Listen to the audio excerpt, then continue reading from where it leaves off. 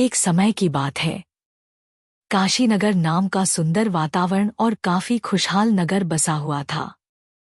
नगर में किसान, मजदूर, व्यापारी और हर तरह के लोग रहते थे। वह एक पहाड़ के किनारे पर बसा हुआ था। उस पहाड़ का नाम श्री था। उस समय नगर में एक बात काफी प्रचलित थी कि उस पहाड़ की चोटी पर एक राक्षस रहता है। उसका नाम घंटाकर्ण है। इस प्रचलित कथा के पीछे एक कारण था। बहुत प्राचीन काल की बात है। एक चोर नगर के मंदिर का घंटा चुराकर उसी चोटी के रास्ते जा रहा था। वहां उसे एक भेड़िए ने देखा और मारकर खा गया। उसका कंकाल वहां पड़ा रहा और घंटे को वहां से बंदरों ने उठा लिया। अंदर उस घंटे को बारी बारी से बजाते रहते।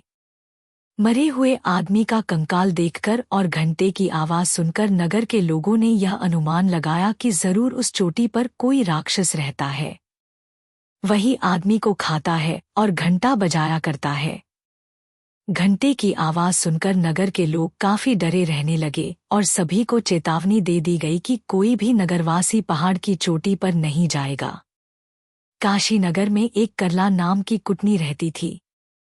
उसने जब बार बार घंटे की आवाज सुनी तो सोचा कि कहीं ऐसा तो नहीं है कि पहाड़ पर रहने वाले बंदर ही इस घंटे को बजाते हैं।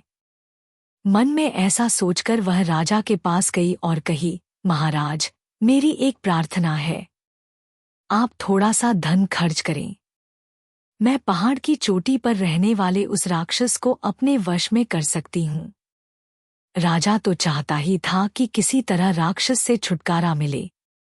अतः उसने करला को उसकी मांग के अनुसार धन दिया और अपनी सहमति भी दी। राजा से अपार धन और सहमति पाकर कुटनी करला श्री पर्वत की चोटी पर गई। करला चोटी पर पहुंचकर देखा कि सच में मरे हुए आदमी का कंकाल दिखाई दिया। वह डरी लेकिन आगे बढ़ गई। वहां उसने एक सुंदर मंडप बनाया। उसमें चबूतरा बनाया और देवताओं की पूजा की।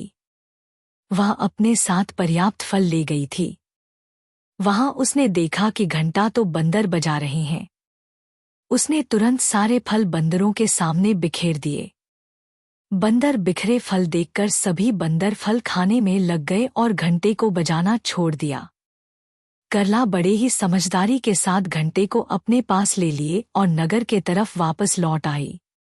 जब कुछ समय तक घंटा नहीं बजा तो नगर के लोगों ने यह समझ लिया कि अब राक्षस मर गया है।